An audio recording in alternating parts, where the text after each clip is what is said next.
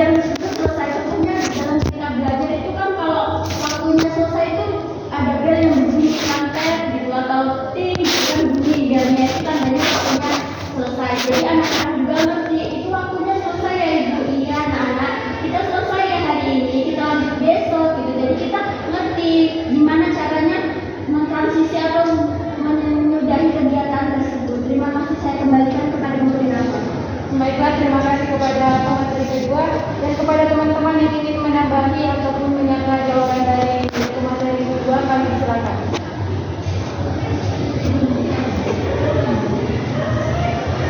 Baiklah, kepada saudari Nurhajibah, apakah bisa menerima atau ingin memberikan tambahan, kami bisa.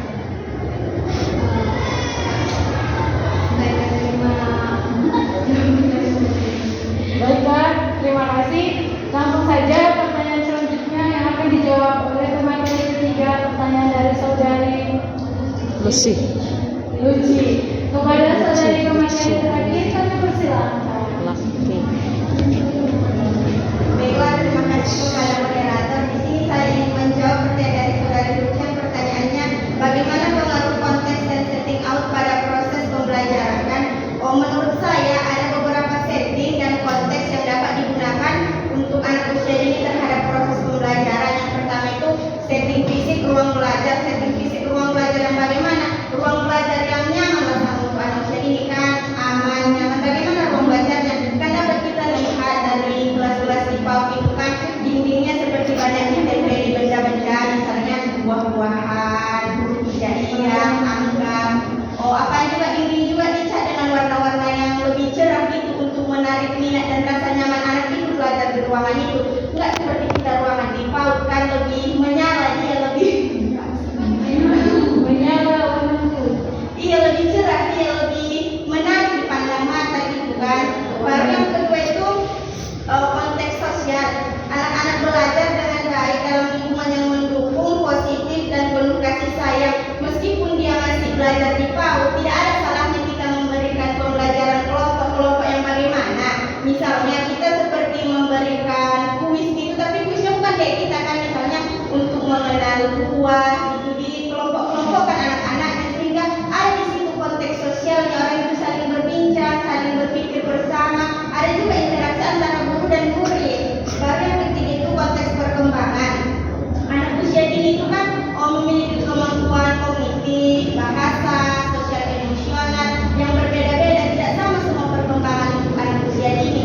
Jadi kita sebagai cikal bakal akan jadi guru PAUD gitu kan, harus memahami tahap perkembangan anak dan menyesuaikan metode yang dibutuhkan anak. Misalnya anak yang usia 3 tahun belum fasih dalam menulis, memegang pensil aja belum fasih, ya jangan dipaksakan untuk harus sesuai kemampuannya untuk anak yang di usia 5 tahun. Jadi harus pandai kita menyesuaikan perkembangan kognitif anak, perkembangan motorik halus harus kita sesuaikan sesuai dengan umur dan kemampuan anak itu masing-masing. Jadi dapat saya simpulkan dari yang saya jelaskan yang 3 tadi kan, perkembangan AUD sangat dipengaruhi oleh lingkungan dan pengalaman belajar yang mereka alami secara pribadi. Jadi setting dan konteks AUD memiliki pengaruh yang sangat besar terhadap proses pembelajaran yang ada di mereka. Sekian, saya kembalikan pada moderator. Baiklah, kepada teman-teman yang ingin menambahi jawaban dari pemateri, kami silakan.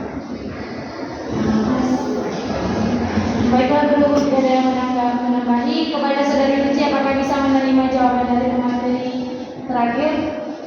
Baiklah, terima kasih kepada moderator, saya bisa menerima jawabannya. Baca simpulannya tuh.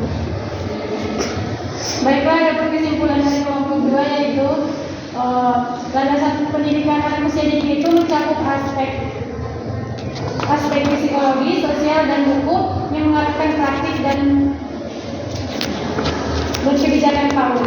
Dari sisi sosial, berperan penting dalam membentuk karakter si anak, dan tujuan PAUD pun adalah untuk mendukung perkembangan anak secara menyeluruh, baik itu fisik, kognitif, sosial, emosional, dan moral, agar mereka siap memasuki pendidikan dasar atau sekolah dasar.